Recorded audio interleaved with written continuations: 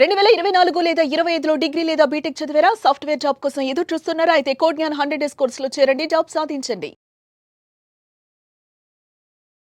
నమస్తే, welcome to Suman TV. నేను మీ anchor Shri. Present మనం చూస్తే ప్రతి ఒక్కరు కూడా ఈ ఇన్సిడెంట్ చూసిన తర్వాత తెలియని ఏదో ఒక భయం అయితే మొదలైంది అని చెప్పొచ్చు. సమాజం ఎటువైపు వెళ్ళిపోతుంది అని ఆలోచింపజేసేలాగా ఈ ఇన్సిడెంట్ అయితే ప్రతి ఒక్కరు దేశవ్యాప్తంగా సంచలనాన్ని క్రియేట్ చేస్తుంది అని చెప్పడంలో ఎలాంటి సందేహం లేదు. హనీమూన్ మేఘాలయ జంట మిస్సింగ్ కేసులో భాగంగా మనం మాట్లాడుకుంటే భార్య ప్లాన్ ప్రకారంగానే తను భర్తని చంపింది అన్న వార్తలు కేవలం వినడమే కాకుండా పోలీస్ వాళ్ళు ఇన్వెస్టిగేషన్ చేస్తూ ఉంటే రకరకాల ట్విస్టులు అయితే మనం ఈ కేసులో చూడడం జరిగింది. అండ్ అందులో భాగంగానే తను చంపడానికి ముందుగా 4 లక్షలు ఆఫర్ చేస్తే కాదు 20 లక్షల వరకు కూడా తను ఇచ్చింది అన్న వార్తలు కూడా మనం వింటూ ఉన్నాం. అసలు ఏం జరిగింది, ఎందుకు అలా చేయడం జరిగింది, వీటన్నిటి గురించి ఈ రోజు మనతో మాట్లాడడానికి హైకోర్టు అడ్వకేట్ అలగిరి రవీంద్రనాథ్ గారు ఉన్నారు. వారిని అడిగి తెలుసుకుందాం. నమస్కారం సార్. నమస్తే అండి శ్రీ గారు. విస్తుపోయిన నిజాలైతే ఈ హనీమూన్ జంట మిస్సింగ్ కేసులో రోజుకొక ట్విస్ట్ అయితే మనం చూస్తూ ఉన్నాం సార్. భార్య ప్లాన్ ప్రకారంగానే చేస్తుంది అని చెప్పడానికి రోజుకొక ఎవిడెన్స్ అనేది బయటపడుతుంది అని చెప్పొచ్చు. అందులో భాగంగానే తను చంపడానికి ముందుగా 4 లక్షలు కాకుండా ఇప్పుడు చూస్తే 20 లక్షల వరకు కూడా ఇచ్చింది అని కూడా మనం వింటూ ఉన్నాం. అంటే ఎందుకు సార్ అలా చేయడానికి గల కారణాలు ఏంటి, ఇందులో ఉన్న నిజాలు ఏంటి సార్? రోజుకొక న్యూస్.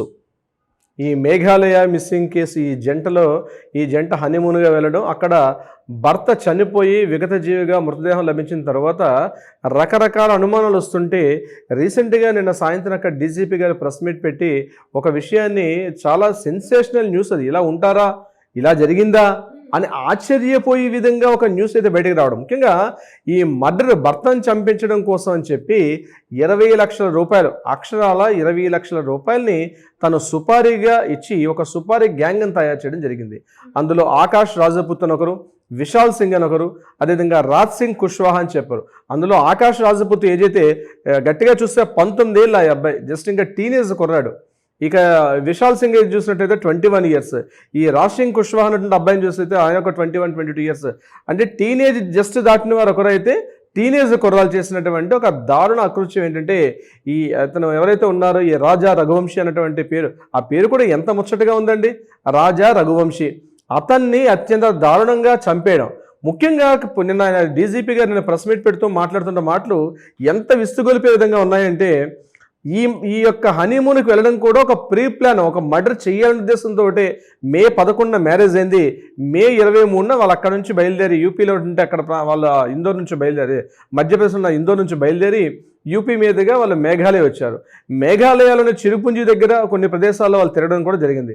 తరువాత ఎక్కడైతే ఈ ప్రమాద ఘటన జరిగిందో, ఈ ఘటన దగ్గర జరిగిందో అదొక పెద్ద డీప్ వ్యాలీ, పెద్ద వాటర్ ఫాల్స్ ఉంటాయి.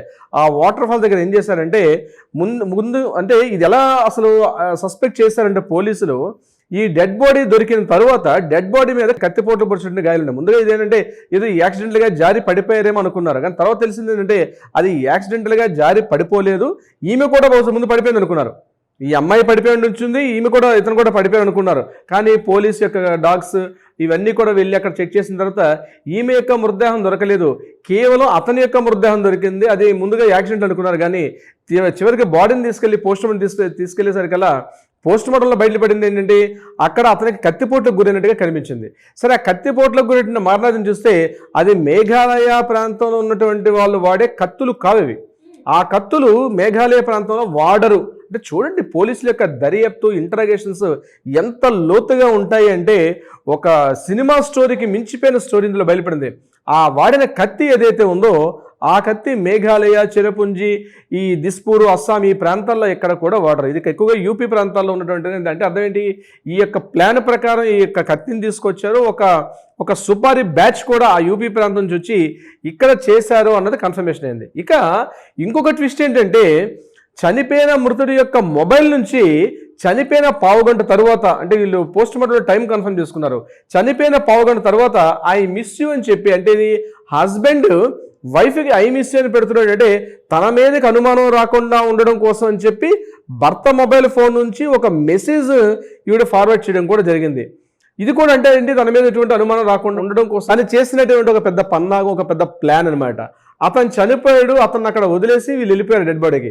తర్వాత ఈ యొక్క ఫోన్ కాంటాక్ట్ లిస్ట్ అంతా చూస్తే పోలీసులుగా భయకంపితులయ్యారు. ఎందుకంటే ఈ కుష్వాహా అన్నటువంటి ఒక పర్సన్ ఎవరైతే ఉన్నాడో వాడితోటి ఈమె చాలా క్లోజ్గా చాటింగ్ చేస్తున్నటువంటి ఇన్ఫర్మేషన్స్ అన్ని బయటకు వచ్చాయి. అందులో ఒక విషయం చెప్తే ఆ కుష్వాహాతో ఉన్నటువంటి ఆ మాటలు ఎలా ఉన్నాయంటే, మనం వీడిని చేసి చంపేద్దాం, నాకు వీడితో కలిసి ఉండడానికి ఇష్టం లేదు, అతనితో నేను బెడ్ షేర్ చేసుకోవడం కూడా, నేను వీడియోలో మాట్లాడలేని పదాలు అవన్నీ కూడా, నేను బెడ్ షేర్ చేసుకోవడానికి కూడా నేను సిద్ధంగా లేను, అసలు నాకు అతని దగ్గరికి వెళ్ళాలంటే నాకు చాలా కంపరంగా ఉంది, నాకు చాలా అసహ్యంగా ఉంది, నువ్వు వచ్చి నన్ను తీసుకెళ్ళిపో అని చెప్పి ఒక ప్రియుడితోటి ఆమె మాట్లాడుతున్న చాట్ మెసేజ్ కూడా నిన్న పోలీసులు వెలుగులోకి తీసుకొచ్చారు. మరొక ఇంపార్టెంట్ పాయింట్ ఏంటంటే, ఇతన్ని మర్డర్ చేద్దామనే విషయం కూడా ఆ యొక్క చాట్ లిస్ట్ నుంచే బయటపడింది. ముందుగా 4 లక్షల రూపాయల కోసం ఒక సుపారీ గ్యాంగ్ ఇస్తే, తర్వాత ఈ 4 లక్షల రూపాయల సుపారీ గ్యాంగ్ సరిపోదు, మనం ఇతనికి ఎక్కువ డిమాండ్ చేశారని చెప్పి 20 lakhs రూపీస్ కూడా ఆవిడ ఇవ్వడానికి సిద్ధపడింది. ఈ మొత్తానికి ఆ సుపారీ గ్యాంగ్ని తీసుకొని వీళ్ళు అక్కడికి వెళ్ళారు. వెళ్ళిన ముందు రోజు వీళ్ళు ఎక్కడైతే స్టే చేశారో, హోమ్ స్టే చేశారో ఆ ప్రదేశంలో మెవలాక్ హట్ ఆ ప్రదేశంలో చేశారు. అక్కడ నుంచి ఒక స్కూటీలో వీళ్ళు ముందు రోజు సాయంత్రం బయలుదేరి వెళ్ళారు. అక్కడ ఆల్బర్ట్ అని ఒక గైడ్ కూడా ఉండాడు. ఆల్బర్ట్ గైడ్ అని చెప్పాడు, ఇక్కడ ఆల్రెడీ 3:30 అయిపోయింది కాబట్టి ఇప్పుడు మీరు ట్రెక్కింగ్ చేయడం కుదరదు, మీరు ఈ రోజుకి వెళ్ళిపోండి, రేపు మార్నింగ్ రండి, డే టైం బాగుంటుంది, అక్కడ మీకు టైం కూడా ఉంటుంది, ఎందుకంటే సన్సెట్ కూడా అయిపోయే టైం కాబట్టి ఈ టైంలో ఉంటుందని చెప్తే కూడా వీళ్ళు అతనితో లాస్ట్గా మాట్లాడిన మాటల గైడ్ కూడా చెప్పడం కూడా జరిగింది. అంటే ఇదంతా ఒక ప్లాన్ ప్రకారం అక్కడ తీసుకెళ్లి ఇది యాక్సిడెంటల్గా జరిగిపోయింది అన్నట్టుగా ఈ మహాతల్లి సోనం చేసినటువంటి అత్యంత పన్నాగం కుట్ర అన్నమాట. భయంకరమైన కుట్ర అన్నమాట. ఇది మామూలు కుట్రకు కూడా కాదు. నీకు 7 జన్మలకైనా నువ్వే నాకు ఉండాలి, 7 జన్మలకైనా నువ్వే నాకు ఉండాలని చెప్పి ఈ కుష్వాహా అన్నటువంటి వ్యక్తితో మాట్లాడిన చాటింగ్ మొత్తం లిస్ట్ కూడా నిన్న పోలీసులు వెలుగులో తీసుకొచ్చారు. అంటే ఇష్టం లేకపోతే మామూలుగా నాకు ఇష్టం లేదు, పెళ్లి చేసుకున్నారు, నాకు ఇంట్రెస్ట్ లేకుండా నా పేరెంట్స్ని బలవంతం చేసి ఈ పెళ్లి చేశారని చెప్పిన మాటలు కూడా పోలీసులు చెప్పడం జరిగింది. నీకు పెళ్లి ఇష్టం లేదు, ఆ అబ్బాయితో ఇష్టం లేదు, అంతేగాని ఆ అబ్బాయి ప్రాణాలు తీసే హక్కు ఎవరికి ఉంది? నేను చెప్తున్నాను సిరి గారు, ఇట్లాంటి కేసులు అంటే ఈరోజు ఈ కేసు జరిగింది కాబట్టి మనం దేశం మొత్తం కూడా ప్రపంచవ్యాప్తంగా ఇంగ్లీష్ జర్నల్స్ కూడా చివరికి మనకి నాట్ ఓన్లీ ఇండియన్ జర్నల్సే కాకుండా మనకి వేరే జర్నల్స్ కూడా బయట నుంచి వాళ్ళు కూడా దీని గురించి పెద్దగా మాట్లాడుకోవడం జరిగింది. ఎందుకు మనం అంటే ఈ కేసు బయటకు వచ్చింది కాబట్టి మనం మాట్లాడుకుంటాం. కానీ ఇటువంటి క్రూయల్టీ గర్ల్స్ ఇంకా మన సొసైటీలో మన పక్కనే, మన వీధి చివరే, మన ఊరు చివరే, మన అపార్ట్మెంట్లో కూడా ఉన్నారని చెప్పడానికి నేను ఇటువంటి సాహసిస్తున్నాను. ఎందుకంటే ఇష్టం లేకుండా పెళ్లి జరుగుతున్నాయి. పెళ్లిళ్ళు ఇష్టం లేకపోతే వెళ్ళండి, మీ కోర్టుల ద్వారా న్యాయం తీసుకోండి, డివోర్స్ ఇచ్చుకోండి, వేరే వ్యక్తితో మీరు కలిసి ఉండండి, ఎవరు వద్దనట్లేదు కదా. కానీ చంపడం ఏంటండి సిరి గారు, చంపేయడం ఏంటి దారుణం? ఒకరి ప్రాణాలు తీసే హక్కు మీకు ఎవరిచ్చారు? ఇష్టం లేకపోతే వద్దని చెప్పి న్యాయంగా విడిపోండి. మీ పేరెంట్స్ బలవంతం మీద పెళ్లి చేసుకోవేంటి? ఒక తల్లిదండ్రుల యొక్క కంఠశోష మీరు పెట్టే హక్కు మీకు ఎవరిచ్చారు? ఈరోజు ఆ తల్లిదండ్రులకి ఆ ఫోటోలు కూడా చూడండి, అబ్బాయి ఎంత అమాయకంగా కనిపిస్తున్నాడు. ఈ వగలాటి చూస్తుంది, దీని ఫోన్ మోహన్ చూస్తే అర్థమవుతుంది ఎంత వగలాడిగా ఉందో ఈమె అమ్మాయి. నీకు ఇష్టం లేదు, నీకు వేరే వ్యక్తితో బాయ్ ఫ్రెండ్తో పరిచయం ఉంది, ఉండు, నిన్ను ఎవరు వద్దనట్లేదు కదా. ఈరోజు చట్టాలు కూడా చెప్తున్నా, ఉండమని చెప్తున్నాయి కదా, దానికోసం అభ్యంతరం లేదు. కానీ నీ పేరెంట్స్కి ఇష్టం లేదని చెప్పి, నీ పేరెంట్స్ బలవంతం చేశారని చెప్పి వేరే వ్యక్తిని, అతని యొక్క జీవితాన్ని ప్రాణాలు తీసి హక్కు ఎవరికి ఉంది? నాట్ ఓన్లీ ఒక విషయాన్ని కాదు, చాలా చోట్ల భర్తని హింసలు పెడతారండి. ఇక్కడైనా మర్డర్ జరిగింది కానీ కొన్ని అపార్ట్మెంట్లో మనం చూస్తాం, కొన్ని వీడియోలు చూస్తుంటాం, భర్తని ఎంత దారుణంగా కొట్టే మనుషులు కూడా ఉన్నారు. చిత్రహింసలు పెడతారు. ఇంట్లో తీసుకెళ్ళి చెప్పుకోవడానికి బయటకు వచ్చే మొహాన పౌడర్ పూసుకొని మళ్ళీ బయటకు వచ్చి తన ఆఫీస్ యాక్టివిటీస్లో పార్టిసిపేట్ చేస్తాడు. కానీ చాలామంది భర్తలు భార్యలు పెట్టే చిత్రహింసలు తట్టుకోలేక లోపల కుమిలిపోతూ ఉంటారు.